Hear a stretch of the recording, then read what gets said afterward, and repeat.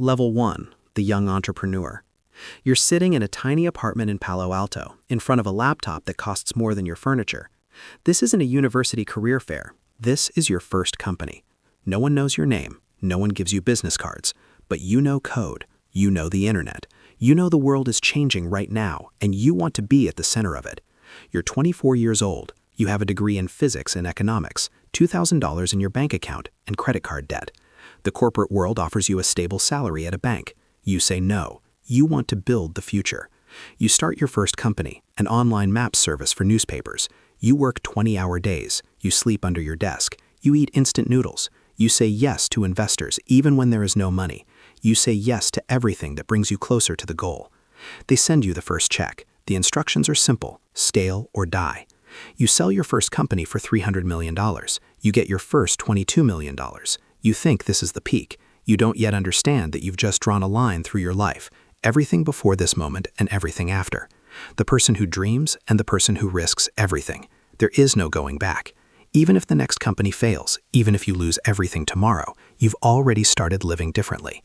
Money changes you. It creates distance between you and everyone who still lives by the old rules, between who you were and who you are becoming. That distance will only grow from here. Level 2, the founder. Silicon Valley calls it the garage, a classified startup hidden in an industrial park. You arrive with a team of 10 people, engineers, programmers, dreamers, a few people who seem completely ordinary but burn with the idea. The journey lasts years. You learn to build rockets, not the way NASA does it, not with a budget of billions. You learn to do it cheap, fast, iteratively. You learn to make cars run on electricity, not like Toyota, but in a way that makes the world believe in the future. But that's maybe only 10% of the work. The rest is survival, finding money when there is none, convincing investors that you're not crazy. You walk through meetings, conferences, venture capital offices. You double down, change direction, watch the market in reflections. You create legends. We will make humanity a multiplanetary species. We will accelerate the transition to sustainable energy. You become someone else, a visionary everyone thinks is insane. You practice until the lie starts to feel like truth, until you start believing it yourself.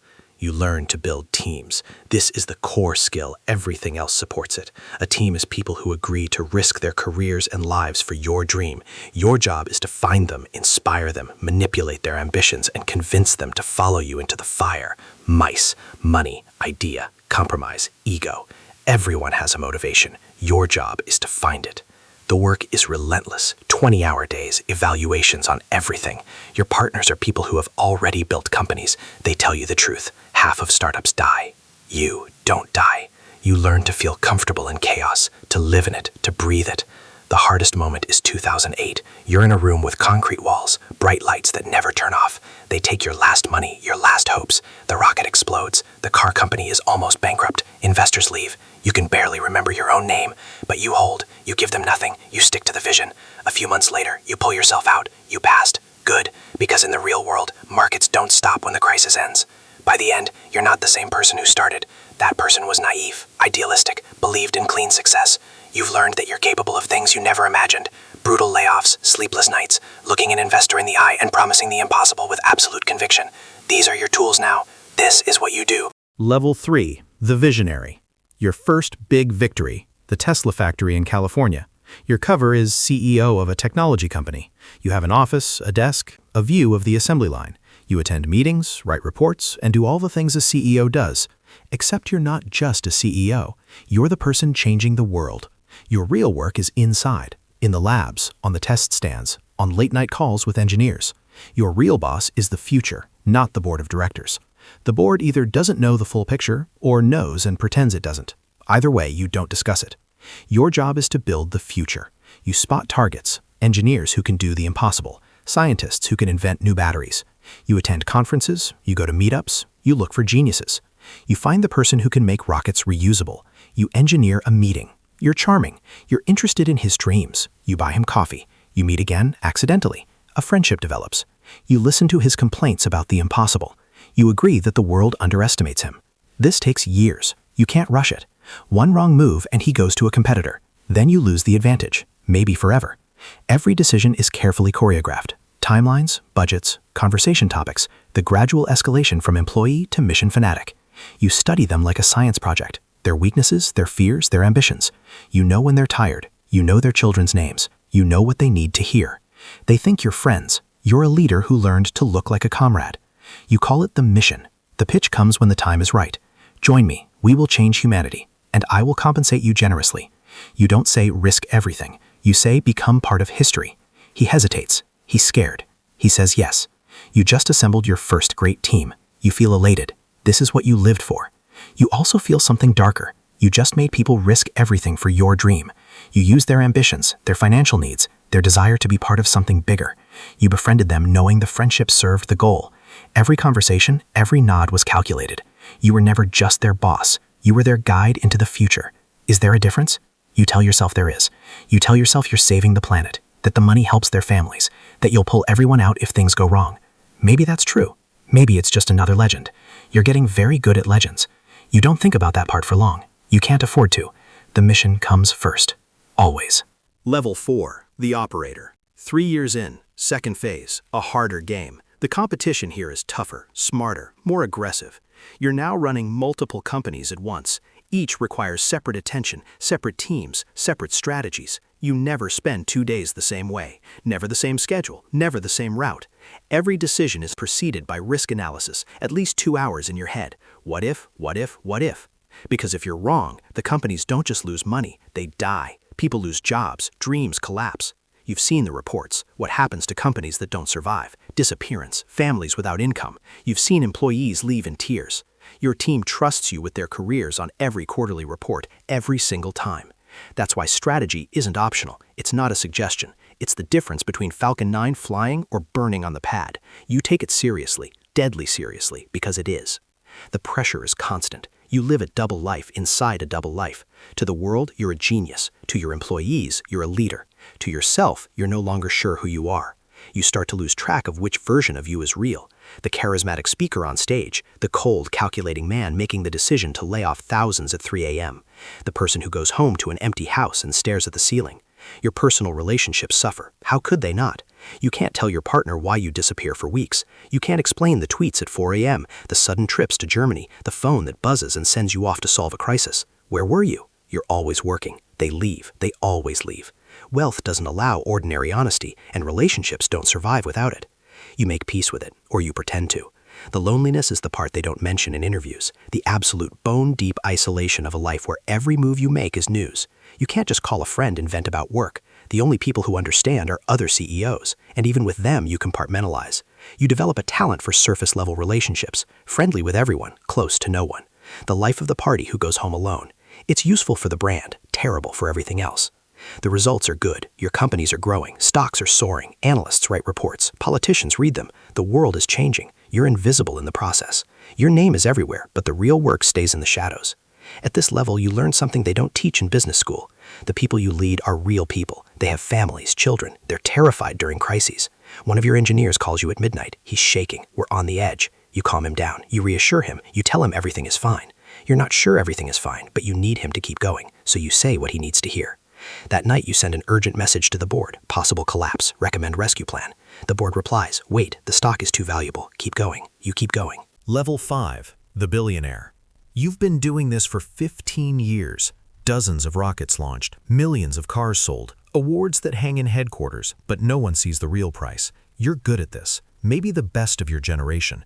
You've never fully given up. You've never lost a company. You've never made the kind of mistake that ends an empire. Now you're not just running companies, you're running an ecosystem, teams working under your direction, multi-country operations, manufacturing in China, launches in Texas, neural interfaces, AI. You plan projects that take decades to execute, build a city on Mars, create a satellite network across the entire planet, make humanity a multi-planetary species. The stakes are higher, the consequences of failure are catastrophic. An operation goes wrong, the factory stops, an engineer on the ground with only a prototype, competitors attack. You coordinate the response from headquarters, connections, pressure, money. The factory comes back to life. Not every story ends that way. You've been in rooms where the phone rings and the voice says 3 words that change everything. Company under threat. 3 words that mean the people who believed in you are about to lose everything.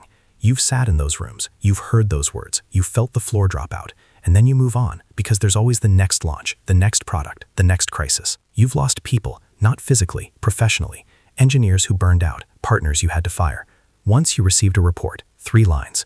Your best project in a secret lab was shut down by regulators. 3 lines about a team that risked everything because you asked them to. You went to the bathroom, you sat in the stall, you put your head in your hands. Then you went back to work. There was always more work. You don't have the luxury of grief. The mission continues. The hardest part isn't the risk, it's the normality of it all. You go to gala dinners, you smile, you talk about wine and space, and in the back of your mind you're running through the production report you need to read by morning. Nobody at the table knows, nobody can know. You carry it alone, you always carry it alone. And then someone asks, so what do you do? I'm building the future, pretty boring stuff. You smile, they believe you. They always do. Level 6. The richest man. The richest man on the planet. Every tweet, every company, every decision runs through you. You report directly to the world. You have the ear of presidents. In some countries, you are the most powerful person in the room.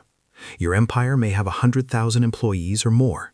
It depends on the day. It depends on the threat. You manage everything. Factories, launches, politics, because there is always politics. Investors want more, regulators want less. Governments want cooperation on their problems. The world wants results that make you a hero. You balance all of it. Decisions at this level are measured in millions of lives. Greenlight a project and people might get jobs. Cancel it and the dream might die.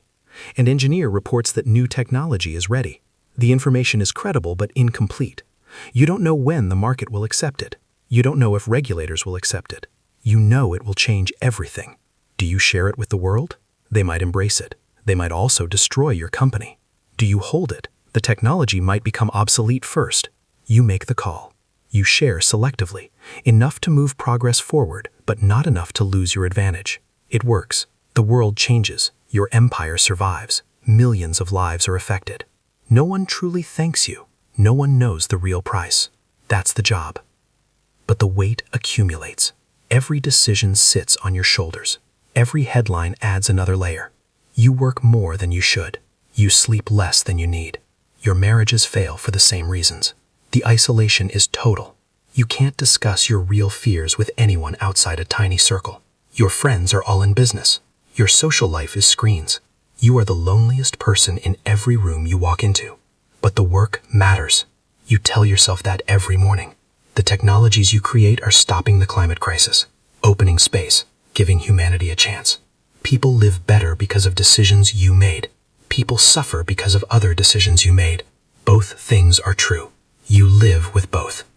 At this level, you also manage the narrative. The world has an agenda. Social media has priorities. Sometimes they conflict with reality on the ground. You're told to focus on one thing. Your best project is in another area. You push back. You lose. You redirect. 6 months later, the problem gets worse exactly as you warned. No one admits the mistake. Business doesn't do accountability. It does blame. You learn to cover yourself. Tweets, reports, evidence that you were right. This isn't the life you imagined at 24 in that tiny apartment, but it's the life you have. Level 7, the ghost. The final level, the one that doesn't have a title. You've been doing this for 30 years. You've launched rockets from every continent. You've built companies that changed the world. You know secrets that will remain in boardrooms decades after you're gone. You know the real reasons why some technologies succeeded and others died. You know what really happens behind the scenes of history. You retire or transition to something adjacent, consulting, mentoring, advising politicians who don't know what they don't know, but you never really leave. The habits are permanent. You still analyze every tweet like a launch. You still notice who is watching you online. You can't turn it off. The hypervigilance, the pattern recognition, the constant assessment of risks. Your real self feels foreign. You've spent most of your life being Elon Musk, the legend everyone knows. Who are you now? Without the mission, without the Twitter storm, without the constant hum of danger and fame that made you feel alive. You sit in your house. It's quiet, too quiet. No urgent calls, no launches, no tweets that need to be written. The silence is deafening. You try normal things, hobbies, travel, the things rich retirees do. But every airport looks like a launch pad. Every stranger who looks at you looks like a journalist. Every phone call makes your pulse jump. You're retired, your brain isn't. A former colleague burns out from stress. Another fades into the shadows. The transition out of this life destroys people as effectively as the race itself. You go to the funeral. You stand with the others. Nobody talks about why. They don't have to. You think about the people you inspired and the people you burned. Some are still working in your companies. Some you lost. Some became legends. You think about the project you couldn't save, about that report. 3 lines. You carry them all. The living and the gone. The people you lifted and the people you couldn't hold. Nobody knows the full truth. Nobody will ever know. The files are classified. The decisions are buried. The names are in history. You changed the world in the shadow of your companies. You sacrificed everything normal people take for granted. Family, sleep, peace, an ordinary life. Was it worth it? You'd like to say yes. Some days you can. The technologies you created saved the planet, opened space, gave us a chance. Some days you're not sure. The people you used, the relationships you subordinated to the goal, the moral math doesn't always balance. But it's done now. You did what you did. You were what you were. The richest man on earth for decades. The man who changed history. You sit in your living room. The TV is on, but you're not watching. You're thinking about a launch pad in a foreign country, about a midnight call with an engineer who was afraid, about the moment you convinced the world to believe in the impossible. You were good at it, maybe the best. You wonder if that's something to be proud of. The phone rings. Old number, familiar voice. We need someone with your experience. Consulting basis. Nothing operational, just your perspective. You should say no. You're retired. You're done. When do you need me? The reunion happens once a year. Former comrades, a private dinner, no name tags needed. You sit with people who've been through the same, seen the same, who understand without explanation. You tell stories, sanitized of course. Even among yourselves there are things that remain secret, but the emotional truth comes through. The close calls, the failed launches, the projects you still think about, the ones you couldn't save. Someone raises a glass. To those who didn't make it. You drink. You remember names you can never say out loud. There are no medals on the walls, no certificates, no posts announcing what you did. Your neighbor thinks you're just a rich guy. Your kids think you were a father who was always working. Your acquaintances think you're the busiest person alive. Good.